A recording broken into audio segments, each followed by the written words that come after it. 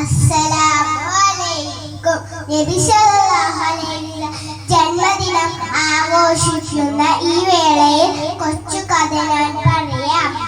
ഒരു ദിവസം നബി സല്ലല്ലാഹു അലൈഹി വസല്ലം തോട്ടത്തിന്റെ അരികിലൂടെ കടന്നു പോകായിരുന്നു.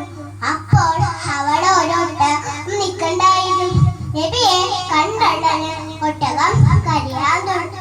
പിന്നെ നബി സല്ലല്ലാഹു അലൈഹി വസല്ലം ഒട്ടകത്തിന്റെ അരികിൽ പോയി മൃദുവായി തലോടി. ഇതിന്റെ യജമാനനോട് തോട്ടത്തിന്റെ അരികിലെ യജമാനനോട് ഒന്ന്, ഞാനാണ് ഇതിന്റെ യജമാനൻ, നീ അല്ലാഹുവിനെ ഭയപ്പെടുന്നില്ലേ?